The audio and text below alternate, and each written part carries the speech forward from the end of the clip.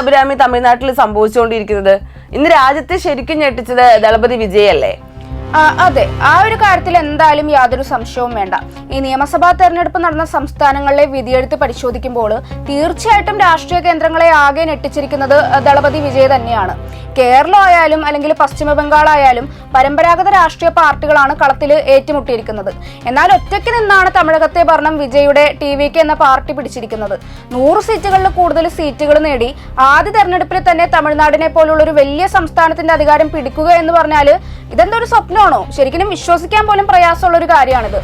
ഈ പാർട്ടി രൂപീകരിച്ച് വെറും 2 വർഷം കൊണ്ടാണ് ഇത്തരം ഒരു അട്ടിമറി വിജയ് നേടിയെടുത്തിരിക്കുന്നത്. 234 അംഗ തമിഴ്നാട് നിയമസഭയിൽ TVK ഇതിനകം തന്നെ 100-ൽ കൂടുതൽ സീറ്റുകൾ ഉള്ളതിനാൽ കേവല ഭൂരിപക്ഷത്തിന് ആവശ്യമായ ഏതാനും സീറ്റുകൾ ലഭിച്ചില്ലെങ്കിൽ DMK മുന്നണിയിലെയും അതുപോലെ തന്നെ അണ്ണാ DMK മുന്നണിയിലെയും ചെറിയ പാർട്ടികൾ പിന്തുണച്ചാൽ നിഷ്പ്രയാസം നേടാൻ TVKക്ക് കഴിയും. ഇപ്പോൾ തന്നെ ചെറു പാർട്ടികൾ TVKയെ പിന്തുണയ്ക്കാൻ തയ്യാറായി രംഗത്ത് വന്നു കഴിഞ്ഞതായിട്ടാണ് തമിഴ് മാധ്യമങ്ങൾ റിപ്പോർട്ട് ചെയ്യുന്നത്. അതായത് സിനിമാ മേഖലയിൽ നിന്നും MGRനും ജയലളിതയ്ക്കും ശേഷം ദളപതി വിജയ് മുഖ്യമന്ത്രിയായി ഉടൻ ചുമതലയേൽക്കുന്ന അത്ഭുത കാഴ്ചകൾക്കാണ് ഇനി എന്തായാലും രാജ്യം സാക്ഷ്യം വഹിക്കാൻ പോകുന്നത്. അതൊരു വല്ലാത്തൊരു കാഴ്ച തന്നെ ആയിരിക്കും. ഇനി DMKയുടെയും അണ്ണാ DMKയുടെ അവസ്ഥ എന്തായിരിക്കും? ഈ ഒരു പാർട്ടികളുടെ നിലനിൽപ്പ് തന്നെ അപകടത്തിലായിരിക്കുന്ന രാഷ്ട്രീയ സാഹചര്യമാണ് നിലവിൽ തമിഴകത്ത് ഇപ്പോഴുള്ളത്. തമിഴ്നാട്ടിൽ ഇനി വിജയുകയാണ്. ഈ 15ഉം 25ഉം പാർട്ടികളെ ഒപ്പം കൂട്ടി മത്സരിച്ചിട്ടും ദ്രാവിഡ പാർട്ടികൾക്ക് അടി തെറ്റിയെങ്കിൽ അതവിടുത്തെ ജനങ്ങൾ കൊടുത്തൊരു ഒന്നാന്തരം അടിയായിട്ടാണ് ഞാൻ കാണുന്നത്. 234 നിയമസഭാ മണ്ഡലങ്ങളുള്ള തമിഴ്നാട്ടിൽ വെറും 18 ഇടങ്ങളിൽ മാത്രമാണ് വിജയ് എന്ന സൂപ്പർ താരത്തിന് പ്രചരണം നടത്താൻ കഴിഞ്ഞിരിക്കുന്നത്. അത് തന്നെ കർക്കശമായിട്ടുള്ള ഉപാധികളോടെ ആയിരുന്നു എന്നതും നമ്മൾ ഓർക്കണം. മറ്റൊരു രാഷ്ട്രീയ പാർട്ടികൾക്കും നൽകാത്ത നിയന്ത്രണങ്ങൾ തമിഴ്നാട് ഭരണകൂടവും അതുപോലെ തന്നെ തെരഞ്ഞെടുപ്പ് കമ്മീഷനും ദളപതിക്ക് ഏർപ്പെടുത്തിയതിനാലാണ് അദ്ദേഹത്തിന് വ്യാപകമായിട്ട് പ്രചരണം നടത്താൻ കഴിയാതിരുന്നത്. 18 ഇടങ്ങളിൽ മാത്രം പ്രചരണം നടത്തിയിട്ട് തന്നെ ഇതാണ് സ്ഥിതിയെങ്കിൽ 234 മണ്ഡലങ്ങളിലും വിജയ് പ്രചരണം നടത്തിയിരുന്നുവെങ്കിൽ 234 മണ്ഡലങ്ങളും അദ്ദേഹം തൂത്തുവാരുമായിരുന്നു എന്നതാണ് ഒരു യാഥാർത്ഥ്യം. മുഖ്യമന്ത്രി സ്റ്റാലിനെയും മകനും ഉപമുഖ്യമന്ത്രിയുമായിട്ടുള്ള ഉദയനിധി സ്റ്റാലിനെയും വീഴ്ത്തിയ വിജയ് തമിഴ്നാടിന്റെ രാഷ്ട്രീയ ഭൂപടമാണ് ശരിക്കും മാറ്റിമറിച്ചിരിക്കുന്നത്. കൂറ്റൻ ഭൂരിപക്ഷത്തിന് 2021 മത്സരിച്ച് വിജയിച്ച DMK MLA-മാരും മന്ത്രിമാരും ദളപതിയുടെ ഈ ഒരു തേരോട്ടത്തിൽ കടപുഴകി വീണ കാഴ്ച കണ്ട് ജനങ്ങൾ തെരുവിലിറങ്ങിയാണ് ശരിക്കും ഇത് ആഘോഷിക്കുന്നത്. അപ്പോ ഈ പുതിയ കാലത്തെ രാഷ്ട്രീയ പ്രവർത്തനം എങ്ങനെയായിരിക്കും എന്നൊരു സന്ദേശം കൂടി വിജയ് ഇപ്പോൾ നൽകുന്നില്ലേ? തീർച്ചയായിട്ടും വിജയ് അങ്ങനെ ഒരു സന്ദേശവും നൽകുന്നുണ്ട്. ഒരു വോട്ടിന് 2000-ഉം 5000-ഉം വരെ ദ്രാവിഡ പാർട്ടികൾ ഇത്തവണ നൽകിയിട്ടുണ്ട്. ഈ കോടികളാണ് ഇതിനായിട്ട് അവർ ഒഴുക്കിയത്. എന്നാൽ പണം വാങ്ങി പോക്കറ്റിലിട്ട ജനങ്ങൾ പോളിംഗ് ബൂത്തിലെത്തിയപ്പോൾ TVK ചിഹ്നമായ വിസിൽ ഞാന് കുത്തുകയാണ് ഉണ്ടായത്. അതായത് പണം നൽകിയാലും രക്ഷയില്ല എന്നത് തമിഴ്നാട്ടിലെ വോട്ടർമാർ തന്നെ ദ്രാവിഡ പാർട്ടികളെ ബോധ്യപ്പെടുത്തി കഴിഞ്ഞിട്ടുണ്ട്. അതിന് കാരണക്കാരനായി എന്നതിലും ദളപതിക്ക് ഇനി എന്തായാലും അഭിമാനിക്കാവുന്നതാണ്. വിജയനായകനായിട്ടുള്ള ജനനായകൻ സിനിമ താൽക്കാലികമായി മുടക്കാൻ അധികാരദണ്ഡുകൊണ്ട് ഭരണകൂടത്തിന് സാധിച്ചപ്പോൾ തങ്ങളുടെ അധികാരം ഉപയോഗിച്ച് യഥാർത്ഥ ജനനായകനായിട്ട് ദളപതിയെ വാഴിക്കുകയാണ് ജനങ്ങൾ ഇപ്പോൾ ചെയ്തിരിക്കുന്നത്. ഇതിനേക്കാൾ വലിയൊരു അടി എന്തായാലും DMKക്കും അണ്ണാ DMKക്കും ഇനി കിട്ടാനുണ്ടാവില്ല. അപ്പൊ അഭിരാമി എന്താ പറഞ്ഞു വരുന്നത്? വിജയെ വേട്ടയാടിയതിനുള്ള ഒരു പ്രതികരണം കൂടിയാണ് ഈ ജനവിധി എന്നതാണോ? അതെ, അതെന്തായാലും വ്യക്തമാണല്ലോ. ഈ തമിഴ്നാട്ടിലെ യഥാർത്ഥ ഹീറോ കഴിഞ്ഞ കുറെ വർഷങ്ങളായിട്ട് ദളപതി വിജയ് തന്നെയാണ്. അതല്ലാതെ സ്റ്റാലിനും രജനീകാന്തും ഒന്നുമല്ല.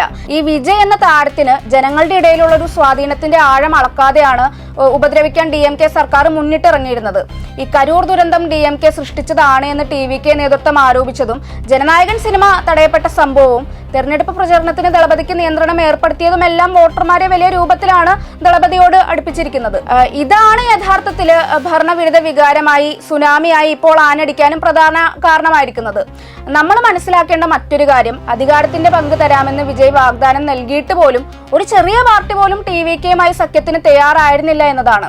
ഈ കോൺഗ്രസിലെ ഒരു വിഭാഗം സഖ്യത്തിന് താല്പര്യം പ്രകടിപ്പിച്ചപ്പോൾ സോണിയാഗാന്ധിയെ ഇടപെടുത്തിയാണ് ആ നീക്കം സ്റ്റാലിൻ തകർത്തിരുന്നത്. ഉർവശി ശാപം ഉപകാരമായി എന്ന് പറയുന്നത് പോലെ അതിപ്പോൾ എന്തായാലും TVKക്ക് ആണ് ശരിക്കും ഗുണകരമായിരിക്കുന്നത്. ഒറ്റയ്ക്ക് മത്സരിച്ച് ഭരണം പിടിച്ച വിജയ് നൽകിയ ഈ മാസ മറുപടി കോൺഗ്രസ് നേതൃത്വത്തിന്റെ മുഖത്തേറ്റ അടികൂടിയാണ് എന്നാണ് ഞാൻ കരുതുന്നത്. ഈ വിജയുടെ രാഷ്ട്രീയ പ്രവേശനത്തെ നിസ്സാരമായിട്ട് കണ്ടതാണോ ദ്രാവിഡ പാർട്ടികൾക്ക് പിഴച്ചുപോയത്? പിഴച്ചത് ദ്രാവിഡ പാർട്ടികൾക്ക് മാത്രമല്ല, തമിഴ്നാട്ടിലെ മാധ്യമപ്രവർത്തകർക്കും രാഷ്ട്രീയ നിരീക്ഷകർക്കും കൂടിയാണ്. ഇവരെല്ലാം ഒറ്റക്കെട്ടായിട്ടാണ് ദളപതിയെ ആക്രമിച്ചിരുന്നത്. ഈ കുടുംബ വിഷയം പോലും പൊതുവേദികളിൽ ഇട്ട് അലക്കിയതും ടി.വി.കെയുടെ രാഷ്ട്രീയ എതിരാളികളും മാധ്യമപ്രവർത്തകരുമാണ്. ഇതൊക്കെ തുറന്നു പറയാൻ എനിക്ക് ഒരു മടിയുമില്ല. അപ്രതീക്ഷിതമായി രാഷ്ട്രീയത്തിലേക്ക് ഇറങ്ങാൻ തീരുമാനിച്ച ഒരാളൊന്നുമല്ല വിജയ്. നല്ല പ്ലാനിംഗ് നടത്തിയാണ് അദ്ദേഹം രാഷ്ട്രീയ പ്രവേശനം നടത്തിയിരിക്കുന്നത്. ഈ 200 കോടി രൂപ ഒരു സിനിമക്ക് പ്രതിഫലം വാങ്ങുന്ന വിജയ് ആ പണം ഇനി വേണ്ട എന്ന് തീരുമാനിച്ചപ്പോൾ തന്നെ അഴിമതി വിരുദ്ധ ഭരണം തമിഴ് ജനതയും സ്വപ്നം കണ്ട് തുടങ്ങിയിരുന്നു. ഈ പോക്കിരി എന്ന സൂപ്പർ ഹിറ്റ് ചിത്രത്തിന് ശേഷം അനീതിക്കെതിരെ പ്രതികരിക്കുന്ന ഒരു നായകന്റെ ഇമേജിലേക്ക് വിജയ് മാറി തുടങ്ങിയത് വളരെ പെട്ടെന്നാണ്. ഈ സിനിമയിലൂടെ ശക്തമായൊരു രാഷ്ട്രീയം പറയാനുള്ള ശ്രമങ്ങളും വിജയ് പുറമെ ആരംഭിച്ചിരുന്നു. അവസാനമിറങ്ങിയ മിക്ക വിജയ് സിനിമകളും ഒരു ഗ്രാമത്തിന്റെയോ അല്ലെങ്കിൽ സമൂഹത്തിന്റെയോ രക്ഷകനായി അദ്ദേഹം മാറുന്ന കാഴ്ചയാണുള്ളത്. ഈ ഒരു പോക്ക് കണ്ട് മുൻപ് ജയലളിതയും വിജയ്ക്കെതിരെ രംഗത്ത് വന്ന ഒരു സാഹചര്യം ഉണ്ടായിട്ടില്ലേ? ഉണ്ട്, തീർച്ചയായിട്ടും ഉണ്ട്. ഈ തലൈവ സിനിമയുടെ ടൈം ടു ലീഡ് എന്ന ടാഗ് ലൈൻ അന്ന് വിജയ് രാഷ്ട്രീയത്തിലേക്കോ എന്ന ചോദ്യങ്ങൾക്കാണ് ശരിക്കും തുടക്കമിട്ടിരുന്നത്. അന്നത്തെ മുഖ്യമന്ത്രിയായിരുന്ന ജയലളിതയെ ചൊടിപ്പിച്ചതും ഈ ഒരു ടാഗ് ലൈൻ തന്നെയാണ്. ഇതുമൂലം ഈ ഒരു സിനിമ റിലീസ് ചെയ്യാൻ ഒരുപാട് തടസ്സങ്ങളാണ് ഉണ്ടായിരുന്നത്.